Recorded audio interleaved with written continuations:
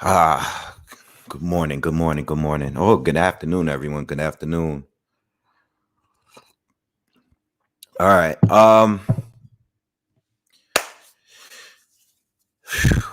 Undercard. Undercard. I've been meaning to do this for at least a week now. All right, we're gonna discuss this whole undercard. We're gonna break it all the way down because this is an amazing undercard, and I don't think it's getting enough credit for being such a great undercard, man. This is a great card all the way around, especially for the heavyweights.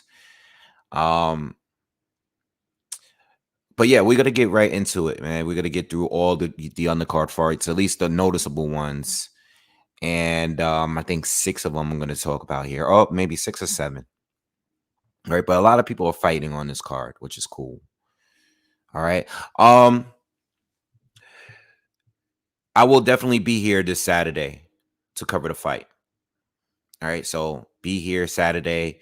I will probably be up. I'll probably even do a live, like the weigh-in. I'll probably even do that. I'll probably jump on live to watch the weigh-in and discuss that and finalize, chats about it. I plan on maybe doing a breakdown or releasing that maybe sometime tomorrow, probably in the evening. And I'll do a video on the weigh-in. I'm sure they're gonna eventually have a final presser. Um, don't know how that's gonna be because we saw the original pressers, and Wilder didn't really say much, right? So I'll do a video probably because I have Friday and Saturday. Like I'm really like like focused on this fight weekend. So I'm really like I have no plans. I want everything to be about this fight Saturday. Okay. And it's really not just because of Wilder and Fury, but it's really because of that undercard. I love the card, and I'm curious to see how many of the fights they're actually going to show. Now I know when it comes to ESPN usually show the undercard fights on the ESPN Plus app. So that'll be cool because you got Edward Berlanga on there. You have Berlanga. I'm not even sure exactly how you say it. I always say it both ways. But you got Edgar Berlanga on there. You got Julian J. Rock Williams on there. You got Ramses Bartholomew. And then I know they're probably going to show Jaron Anderson because he's a heavyweight. I'm sure that you're going to show the F.A. Agbab fight, the Robert Kownacki fight. So I'm curious to see which fights they show. But regardless, I'm going to be on way earlier whenever the undercards, like whatever is going to be shown on television or on the ESPN Plus app. I'll be covering everything because I want to see everything. All right. So I'm really excited about that. So I should be able to get on live with the weigh-in, do everything, like I normally do. All right. Shout out to everyone that's here, man. Smash that like button real quick.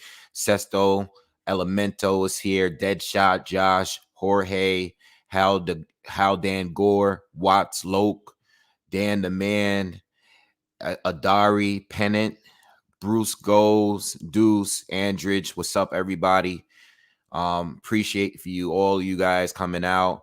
NWJ is in the building. Um, I did this thing the other day. If you guys saw in the community part of the channel, I did like a post or like what's your like top 5 channels. Didn't have to include me.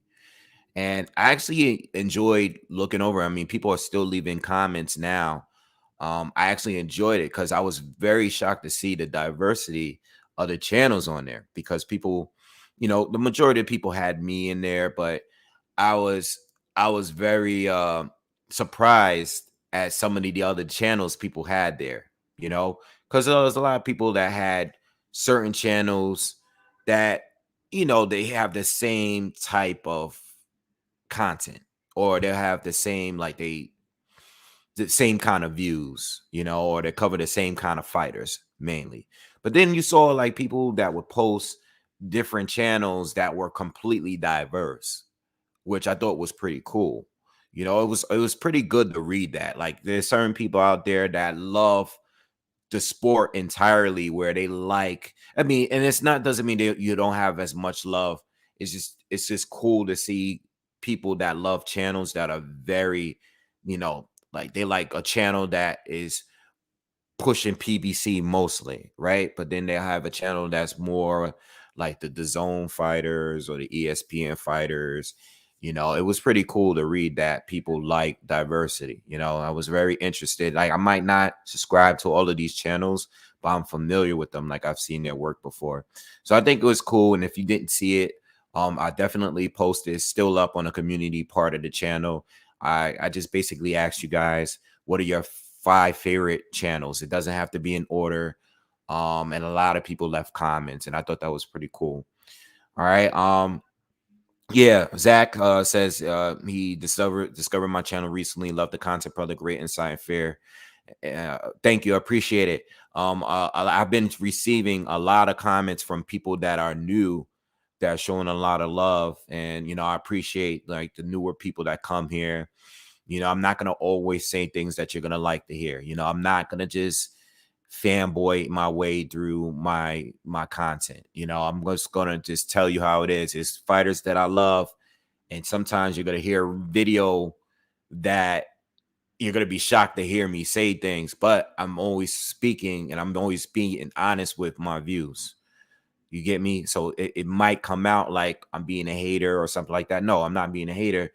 If you follow my other videos, I was praising this fighter. Now, just because they did this one thing, I'm calling them out on it. You know, I'm kind of like that. Or you might get a video where a fighter that I'm not too fond of, you might show them praise and show them support at certain times. Right. Yes. BoxingWave channels for the grown up. Absolutely. Absolutely. At least I try to be that way. You know, I try to be that way. Sometimes we go to fun, joke around, might have some drinks, yada, yada, you know, joke around a little bit. But for the most part, we try to keep it very mature, very classy, very professional. And that's the way I give it up. Caesar, thank you for the donation. Fury 9 to 10 round TKO, BoxingWave, best boxing channel. I appreciate that. Appreciate it, Caesar. Long-time subscriber. I know you've been here for a minute. Always support, always donate. Thank you for everyone that donate.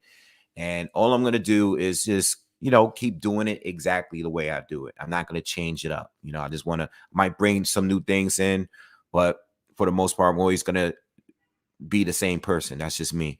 All right, so let's talk about this undercard, man. We go this live is all about the undercard. There's other videos about Wilder and Fury there, and I'm definitely gonna do another breakdown, like a full breakdown video. So that'll be the next thing that I'm gonna do. I was supposed to do this yesterday, so I'm a little bit behind schedule. The breakdown was supposed to be for today for Fury and Wilder, and the breakdown and undercard was supposed to be yesterday, but there was too much construction going on outside of my building, and it was just too noisy. And I didn't want it to come out right. So we're going to go through the breakdown today. We're going to go through all these fights because there's a lot of good fights on there, especially if you love the heavyweights. Definitely, like if you're tuning in, whether you're streaming it, whether you're buying a pay-per-view, tune into these undercards because we should be able to get some good knockouts. And there's actually good matchups. It's not just names. Yeah, there's just a few. Like you got J-Rock, Julian Williams is on this card. I see he's on this card. He's basically fighting a journeyman. But if you follow J-Rock, you know that he's been inactive for a long time. Okay. He lost to Jason Rosario after coming off of his biggest win last year. Let me just pull him up real quick just to look at his so he was coming off the Jarrett Hurd win, right? Where he was the underdog. Excuse me. And he won. And, you know, he was able to drop Jarrett Hurd, hurt Jarrett Hurd, really kind of expose Jarrett Hurd in a way that, like, we never really seen J-Rock fight at that level before, you know, and it was good. And Jarrett Hurd hasn't really been the same since then, you know. He won that fight. And at that time, Julian J-Rock Williams was, like, unified at that time. He was the man at the division. Then goes to fight Jason Rosario, where he's the favorite to win. Jason Rosario has power, but he's lost to people that we felt, you know, J-Rock should be able to handle him in this fight. And he gets stopped. And we haven't seen him fight since then. That was the beginning of 2020. That was in January 2020. This was even before Wilder and Fury, too. So he hasn't fought since then. All right. I think he had an injury and he's been out the game. So we just need him to be active.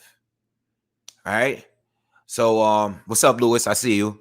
So yeah, he's been out the game, and I'm glad to see him back, because 154 is a really tricky division. It's always been my favorite division since I had this channel, because it's a division where I don't think there's one true king.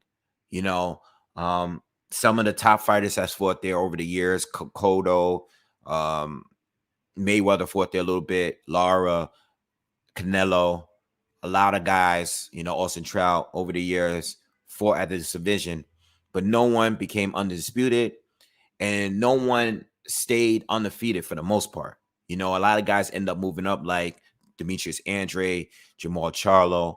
But for the most part, we got a lot of fights that we wanted. And it's just a clash of styles in that division. That division is just nothing but different dudes with different styles. I really don't think anybody is the king at that division. No one's have really proven it. Even against with Jamel Charlo and Castano that happened earlier this year, that was undisputed. That was a draw. A lot of people felt like Castano won a fight. Jamel definitely didn't win as many rounds to me, but he hurt Castano a few times in that fight. But again, it's clash of styles. It's all about the styles. You know what I'm saying? And going into that fight, I thought that Castano was going to win more rounds because of his aggressive his style. I was very familiar with him. But I also knew that Jamel was most likely going to hurt him and rock him and probably drop him or possibly knock him out at some point. You know what I'm saying? So it's just one of those fights. It's one of those divisions where it's incomplete. And J-Rock is still one of the best. He just needs to get his stuff together, get back in there, and we need to see him fight some more because it's been a minute. Hopefully he looks good in this fight. I know he's got to shake off some of the rust. Maybe he should have a couple of fights before he goes into another title fight or against another elite fighter at the division. But he needs to stay busy, just jump on the cards, man. And that's what a lot of fighters need to do. Sometimes you just got to jump on the cards. If you have to jump on the undercard of any fight, if you can jump on, get it in, get that work in. That's what I miss about old school boxing. If you look at the old school fighters, they had I'm talking about the elite fighters. They had mad fights throughout the year, the whole year. They didn't always wait 1 or 2 fights a year. Like, yo, you got time, like stay on top of your fitness. Keep training, jump on these undercards so you can stay fresh. These long gaps in your career, and this is the longest gap in J-Rock's career.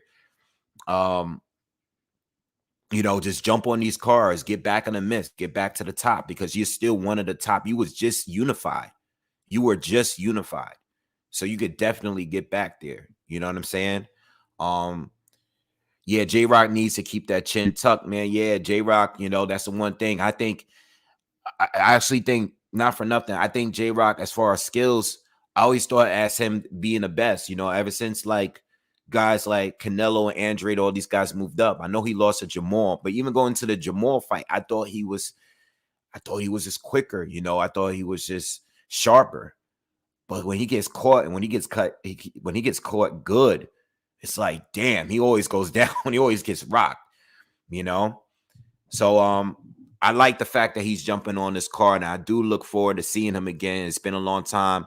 I've been hearing great things about J-Rock, man. I heard that he's doing a lot for his city. I heard he's buying up a lot of property in Philly. That's cool. My sister lives in Philly. I love Philly. So I always try to go out there every once in a while, but I heard he's out there buying up a lot of property and stuff like that. That's good. I like to hear things like that. He's a real good guy, classy guy, responsible dude. I like him. All right. So let's move on. Who else is fighting on this undercard here? All right. So let's go straight to Edgar Berlanga. All right. He's fighting Marcelo Esteban Coceres. Now, Edgar Berlanga is the guy that's been, he had his first, 16 to 17 wins by knockout. All right, he went through. Okay, this last fight was the first fight where it went to distance. I remember watching that. He actually fought a guy that boxed pretty well. I mean, he still clearly won the fight, but the guy was catching him with some good shots. That was a step up from him at that time. All right, his name was Denman Nicholson. That was a good fight for him, a good step up. And we've been wanting to see that from Berlanga. We want to see him box. You know, I've been wanting to see him box. I know you could go in there and destroy guys. You destroy 16 guys in a row in the first round. We want to see you box, especially because there were little clips that was coming out of him sparring, getting knocked out or getting knocked down in the amateurs and sparring. Not that I care about that because I don't. But I know other people were bringing it up. I know other content creators were making videos like, yo, Berlanga exposed. He's really not that good. All of that stuff. And, you know, I really didn't pay any attention to it. I didn't make any content about it. You know, I really don't care about stuff like that. I don't care about sparring and you know, sparring and just amateur stuff. Like, I don't care about that much. You know, it does matter, but I don't ride everything based on these sparring videos that probably shouldn't even be released, to be honest. But I just want to see him get some rounds in. I want to see if he can actually box. What happens when you go in there and you can't knock out your opponent? Are you going to be able to win on points? Or are you going to be able to make adjustments? I want to see if you have skills. I know you can punch. It's clear. If you can knock that many guys out in a row, but a lot of fighters can do that. And I'm not even talking about the super elite. A lot of fighters can do that. They can knock out a long string of fighters. Wilder's a big puncher. He's a huge puncher. We know that. He went a long period of his career knocking guys out. I don't think it wasn't until Stavern where he finally like went to distance with somebody. I mean, it's the first Stavern fight. So everything doesn't mean that you can box, you know, really box. So I wanted to see that. So I'm glad to see that him get some more rounds in. And I like this matchup too, because this is another step up. I don't know much about Marcelo Caceres. I did watch his fight with Billy Joe Saunders, and I thought he gave Saunders a good fight. And then I thought it was kind of debatable. You know, I think Billy was winning, but barely. You know, I don't remember how the judges had it scored before that knockout, but I thought Billy was doing pretty bad against this guy. You know, this guy was boxing Billy and fighting with Billy pretty well. So if he can do that with Billy Joe Saunders, this is the kind of fighter that Edgar Berlanga should be fighting. I like this fight. This is a good step up from him. Yeah, Jorge says it. This is definitely a good step up. You know, what's up, Olaf the Mighty? What's up, everyone that's coming in? Smash that. What's up, Arlette? What's up, girl? What's good, Arlette? How you doing? Vitalage, everyone that's coming in, Leo, smash that like button for me. So yeah, I like this step up, and I think this is going to be another fight where he have to box. He could get the knockout, but he might have to work for the knockout, and I want to see that. I also want to say, and I've been saying this about Edgar, I mean, he's a fellow New Yorker, you know what I'm saying? So I really want the best for him. Just don't get caught up in the celebrity thing too much, you know, just stay focused.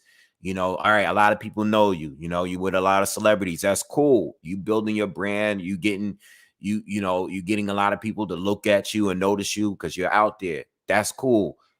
But there's a lot more you need to do, you know. Let's get to the point where you could get on these pay-per-views and you could be the main event. Let's get the millions, you know, let's get the money first and just continue pushing. Don't get caught up into the celebrity thing, the social media thing, because I see it and I don't know him personally. Like, I know someone that know him personally. I know a few people that know him personally, but I don't know him personally. I'm like that he's getting a lot of attention, right? But at the same time, I hope he's young. He's a young dude. Hopefully he doesn't get caught up in it. Stay hungry. You got to stay hungry. You know, stay hungry. He's doing his thing. But there's guys like Virgil Ortiz Jr., right? Who's a contender at this point. He's no longer a prospect.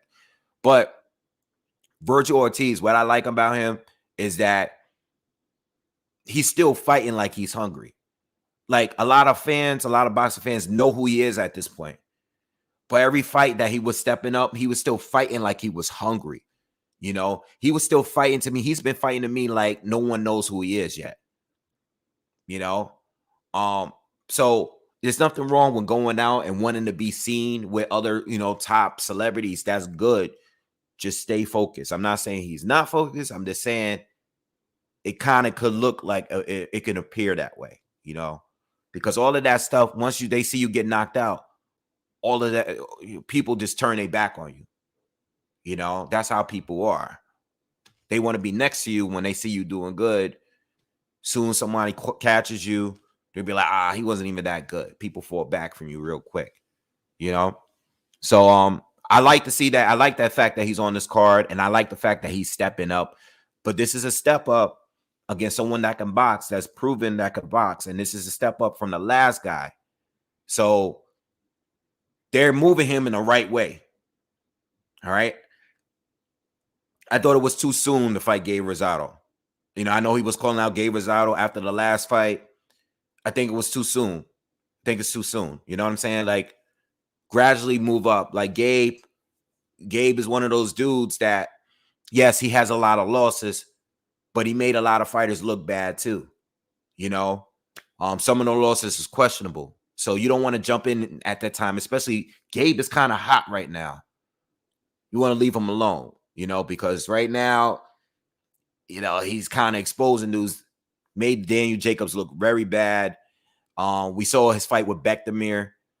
You don't want to get in there with him right now, because you don't know what kind of Gabe Rosado you're going to get that night. And right now, his confidence is straight through the roof right now. You want to leave him alone right now, So that's how I feel about, Berlanga. I'm not, I like him. So I just want to see him prosper. All right. Anyway, all right. So let's move on. All right. So we got that out of the way. I seen that Ramsey's Bartholomew is going to be fighting. They don't have an opponent for him yet. I think they just throwing him on the card. I mean, me personally, I haven't really been. I followed him a while ago. Him and his brother.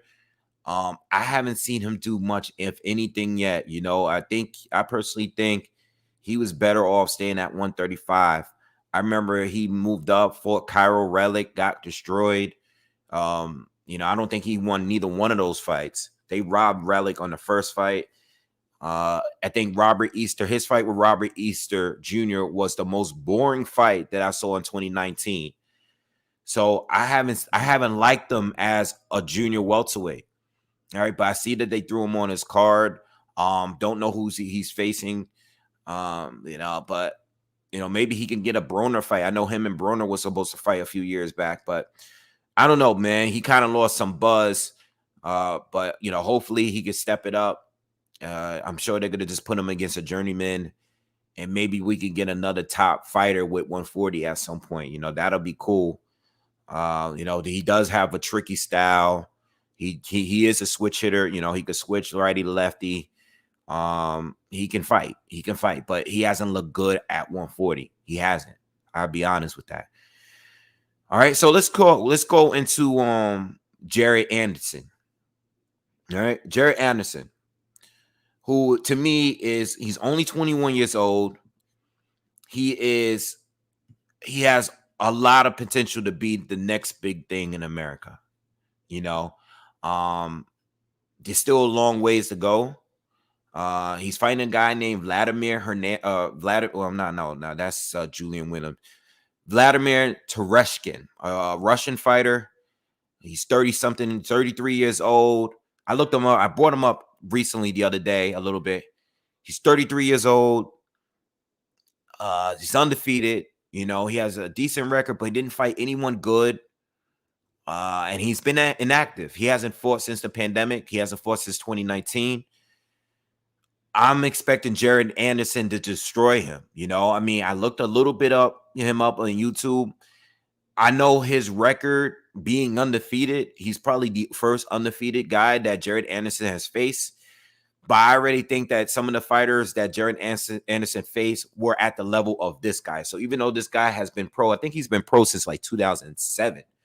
So he's like pro for 14 years. He's 33 years old. I'm assuming he doesn't. I couldn't find anything on him being an amateur, this guy. I did look him up. If he turned pro at 19, he doesn't probably have much of a amateur pedigree, you know? And I couldn't find anything on him. So I'm expecting Jared Anderson to do his thing. I think they're doing the right thing. They're gradually moving him up. I'm also noticing that they're giving him a lot of different, they're letting him face a lot of guys with different styles. He's been in the ring with a couple of southpaws already, all right? So I like that. They're giving him a lot of variety as far as opponents is concerned. I think it's too soon, no matter how good he looks now. I still don't think he should be fighting the guys like the Frank Sanchez's or the F.A. Agbabs or those guys that's a little bit further ahead in their career. I know his name has already been being like, you know, compared to those guys, but he's 21, all right? He's only got 9 professional fights. I think they should keep slowly, gradually building him and letting him work on things. But I do like how he looks so far. You know, he seemed to have a little bit of everything. You know, I mean, I like his speed. He's very athletic for a big guy. He can move well. He can punch. You know, he can counter well, and he likes to mix it up and engage too. And he attacks the body big time. You know, so I like what I'm seeing for him. I think the only complaint is he definitely needs to work on his defense. Sometimes I see him getting involved in exchanges with people, and his chin is like right there, you know, and he hasn't fought the guy that has that kind of power that could sleep him. So he has to be a little careful. He's similar to Edgar Berlanga to me. Now, I mean, they don't fight the same, but I mean similar as in he's not really patient. He likes to go in there and try to knock guys out right away. Like, you know, so he's a bully in there. He reminds me of Berlanga. He reminds me of Bektemir a little bit. You know, Bektemir comes in, goes to the body a lot, heavy shots, tries to get the knockouts quick. Just be careful with that chin. I seen that chin get exposed against fighters, lower level fighters. If he gets caught, especially with guys with power, with short shots that can throw punch and time in between those shots, he can get countered, you know. But right now, I like him, you know, and he has time to keep working. And as long as they keep placing him with the right people, step up slowly. But definitely needs to work on things. I don't, you know what, Jorge, I don't know who trains him. I don't know off top. I don't know. You know, Steven, yeah, what am I expecting? I just did a live the other day talking about the Fury and Wilder fight. I'll definitely do a breakdown. That'll be my next video on this fight, and break down the actual fight. All right, but if you want, you can check my last video out where, you know, I was basically talking about the fight entirely, you know, what I'm expecting from both and everything. All right. But yeah. Some of this coffee. This is another shit. This should be another showcase fight for Jared Anderson. Should be. All right. He is fighting a veteran Russian fighter that's undefeated, but a very inactive one, and a guy that's never really tested himself. He's never fought any elite fighters at all. You know, in his 14-year career, he's kind of kept it easy throughout his whole career. All right. So moving on. Who else we got here? All right, so let's talk about let's get down to the big fights here. Let's talk F.A. Agbab versus Frank Sanchez.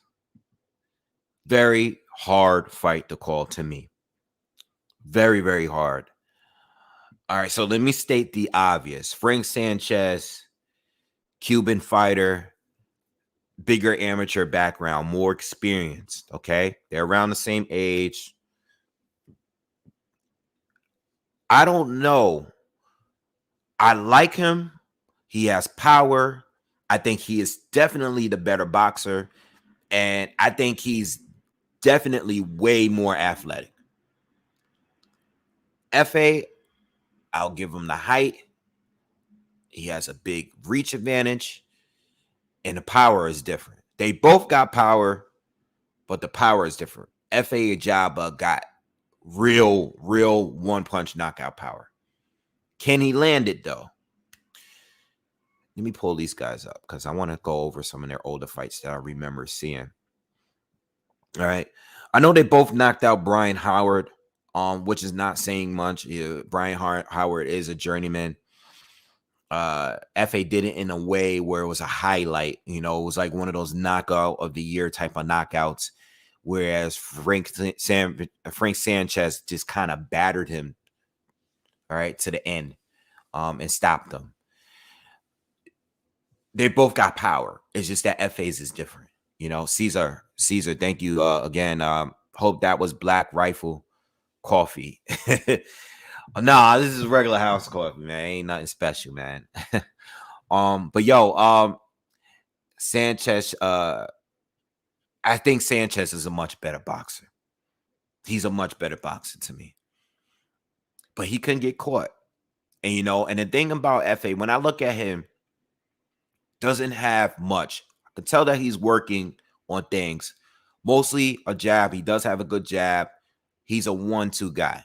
You know, FA is just coming in with a 1-2. He's not giving you much more.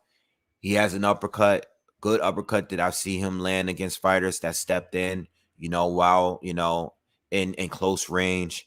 But I think that he is very slow. Okay. He's very easy to time. He doesn't have good defense. His head is dead centered always. He doesn't move his head much. But I think he has good timing with the right hand.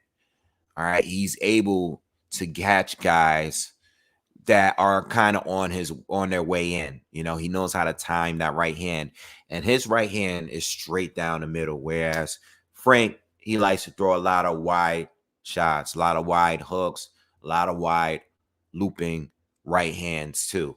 All right. So that is one thing you got to worry about Frank Sanchez. For the Frank Sanchez people like myself that believe he's a much better boxer, you got to worry about the timing, and you can't underestimate FA Agbab's timing. He's much slower, but if he can catch Frank Sanchez, who likes to throw a lot of combinations, right? Likes to ambush fighters, right?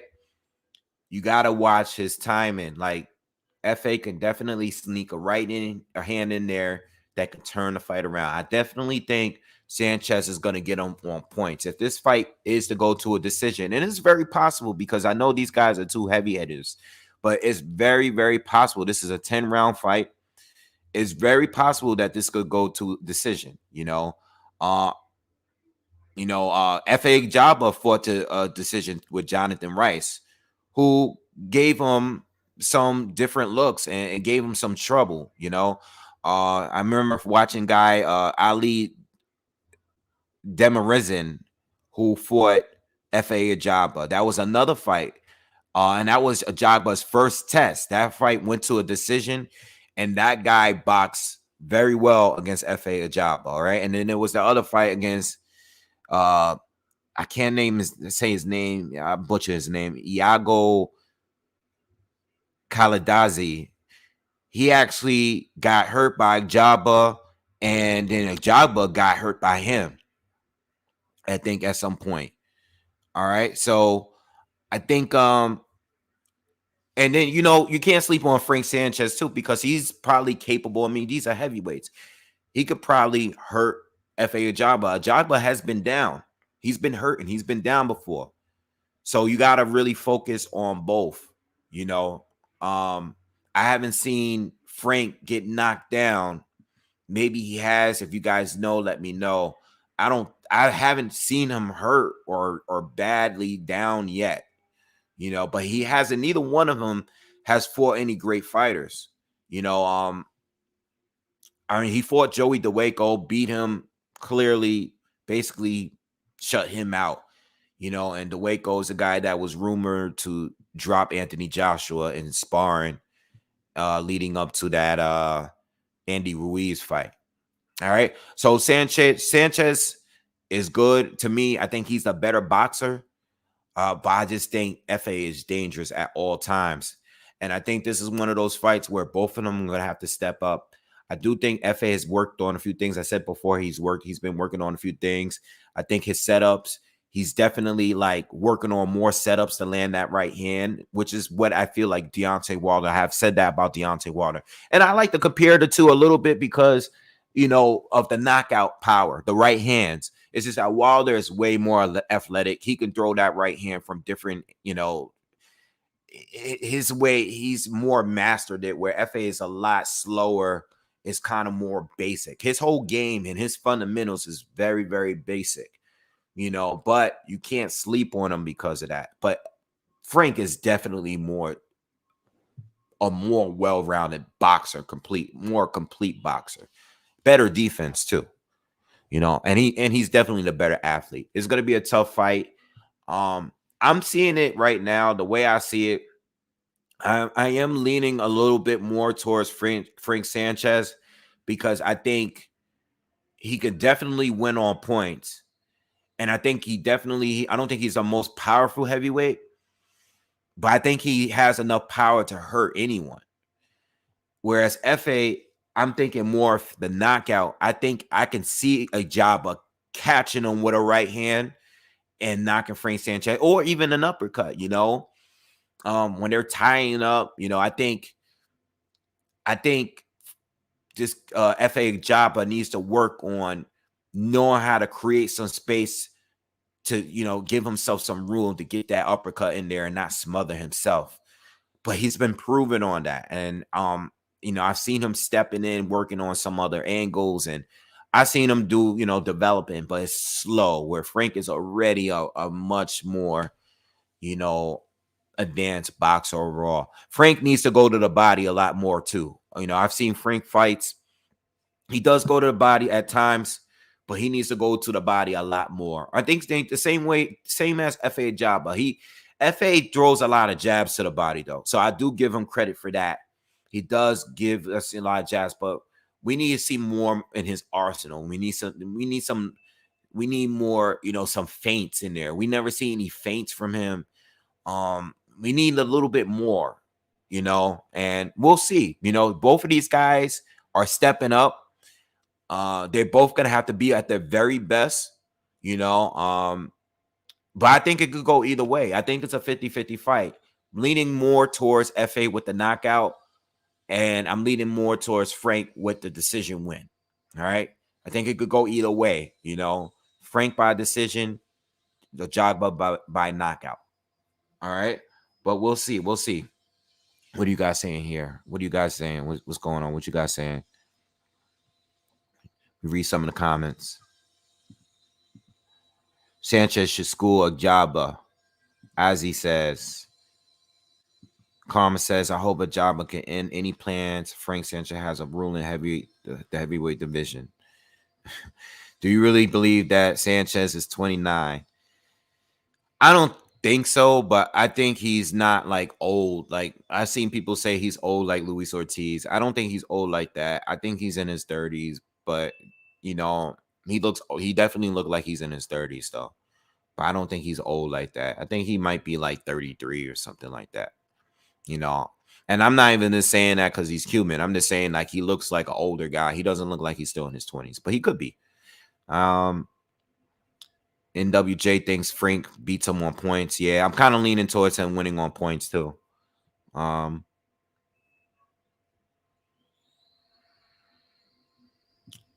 Yeah, I don't know. That's not correct. Neither one of them. CBS Sports, I don't know how they have them as 180 and 155. I don't know what that is about. Sanchez is not 29. He's at least 35. Who cares? Like, I don't care. I don't care how old this dude is, man. It's whatever.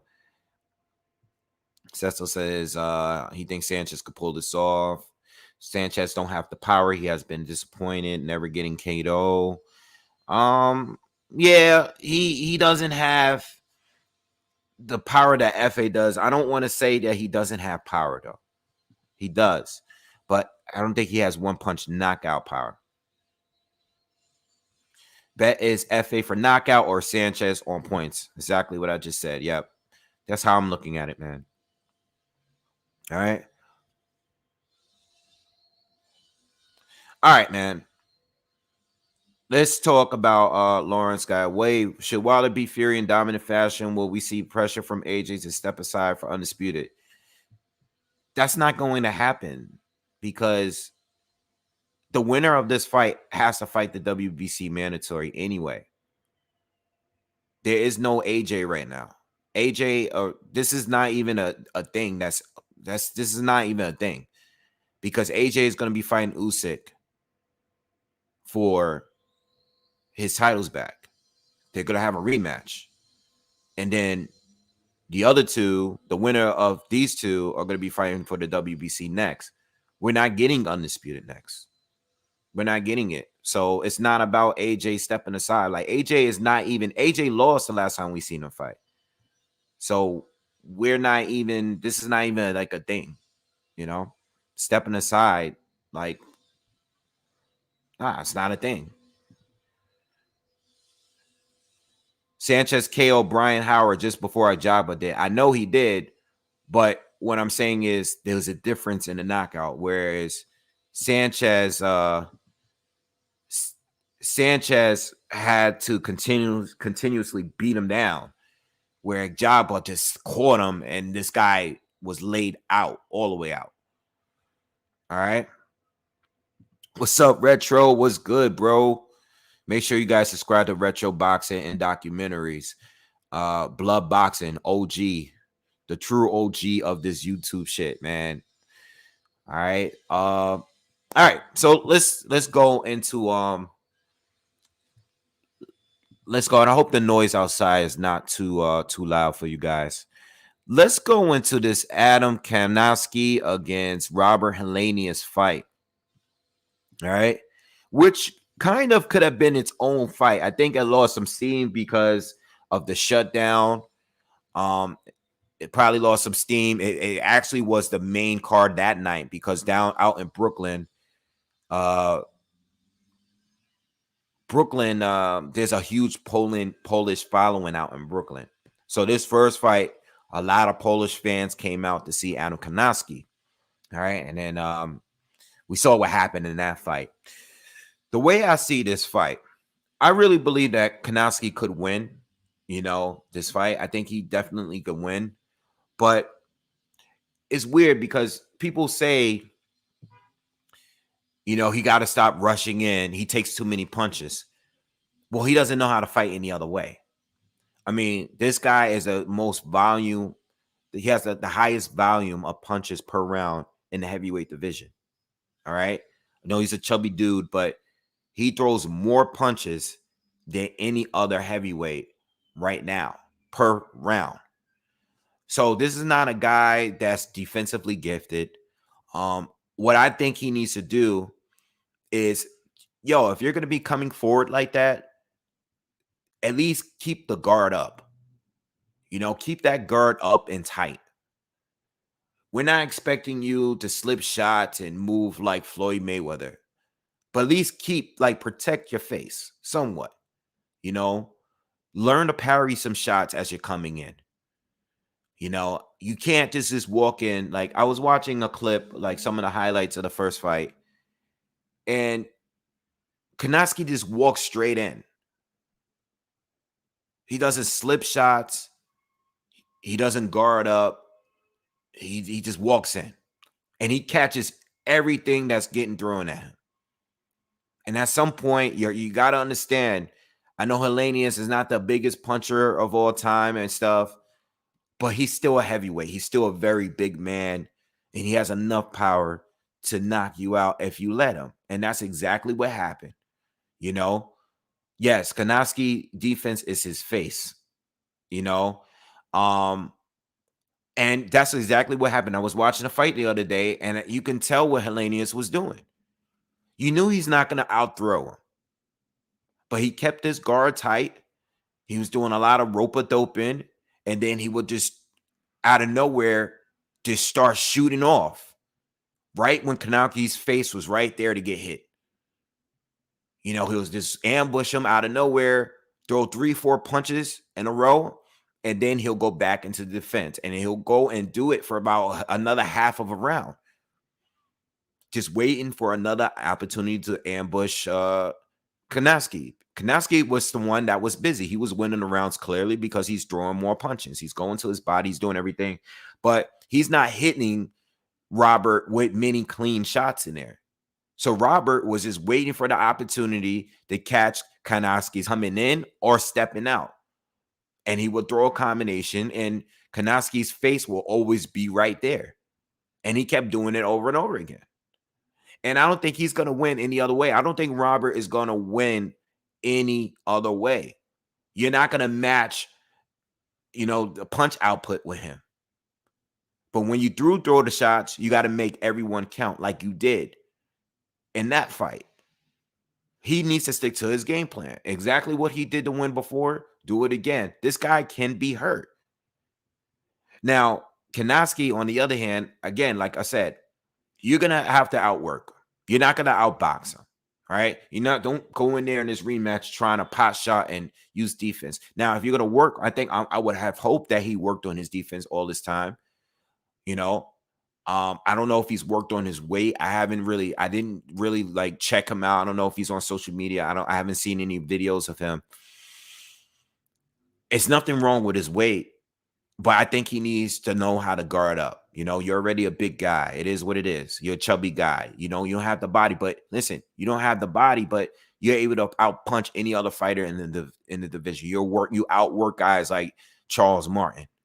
You know, you outwork guys like Gerald Washington, you know, and Arthur Spilka. You outwork those guys. So all you got to do is keep doing what you're doing, but protect your face at least. Because now we know that you can be hurt. We haven't seen it. You know what? You know what's funny? If you watch that fight, Kownacki got hurt earlier in that round or in that fight. All right? He caught a good one earlier, but no one really paid attention to it. All right? Robert Helenius can crack, especially when there's no real danger there. You know, and the guy is just doing the same thing over. He's not setting up anything. He's just kind of outworking you. You know, I think Kownacki needs to do, you know, outside of definitely stepping up his defense, I think he also needs to attack the body a lot more. You know, you want to drop Helenius's guard, especially if he's going to be on the ropes often. He's not going to do that much moving. He's going to be there to get hit. Attack that, work that body, bring that guard down. Let him protect that body. You know, don't just headhunt the entire time. And that's another problem with Adam Kownacki in that fight. He was just headhunting the entire time. Work that body more and more. All right. But pick your shots. You know, don't just slug off, tee off. Listen, you're going to outwork him. You're going to outthrow him anyway. You're going to outthrow Robert Helenius. Robert Helenius is not going to outpunch. He doesn't have the conditioning that Adam Kownacki has. That's not going to happen. But what you could do is make every punch count. Outthrow him still, but be smart with it. Plus, protect yourself. If he does that, he should be able to win this fight and possibly even stop Robert Helenius. If not, he might get caught with another one. You know, there's a time in this fight, I think he's probably going to get careless again. You know, the longer this fight goes, I think he's going to get careless and Helenius is going to catch him again. All right. We already know Helenius can hurt him. He's going to catch him again. All right. But how is he going to take it this time around? We got to just wait and see. I think Kownacki is going to get it together. I know he got stopped, but I think the improvements that he can do should be able to work from. He might not get a knockout. It might go the distance, which is fine. He went the distance with Charles Martin. It was a great fight. He went the distance with Chris Arreola. It was a great fight. You're not going to stop everybody, but you should be at least able to outwork them and just be a little bit more cautious. All right. I think he's going to win on points. That's my prediction. I have Kownacki winning this one on points. And yeah. You're right. Azzy, yes. Kownacki got dropped, but the referee called it a slip. You are absolutely right. You're absolutely right with that one. Yeah. So yeah, I mean that's my predictions, man. I'm thinking Kownacki by decision. I think he's gonna win on points. All right. I think he's gonna be a little bit smarter, not as aggressive. I think he can definitely. I think he's capable of stopping Helenius, but I see him fighting a little bit smarter, being a little bit more selective with his shots, being a little bit more defensive, keeping that guard up, and I think he's going to win on points due to activity. All right. If he goes to the body a little bit more, open Helenius up top, I can see him, hurting Helenius and possibly stopping him. But I think Helenius is gonna pull out, and go the distance with Kownacki. Helenius, on the other hand, I think the only way he could win is if he caught, Kownacki being reckless again. But I have Kownacki winning by points. That's my prediction. Also, Frank Sanchez. I see Frank Sanchez winning by points as well. I think, but I think it's either. I do think it's a 50-50 fight.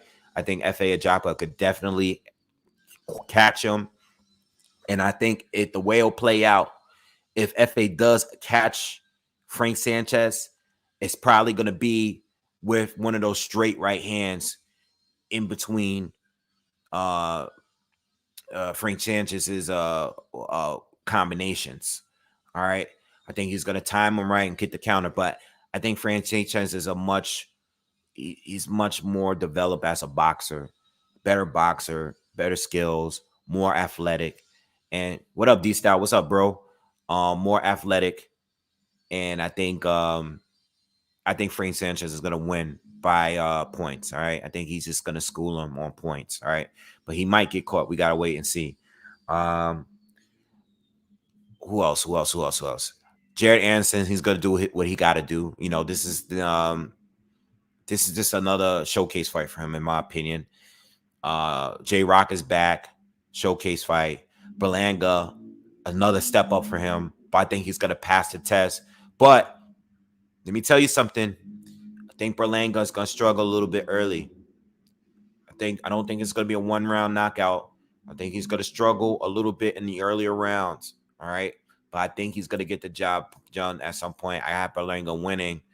I think he's gonna win the fight, but I think I see him struggling early on.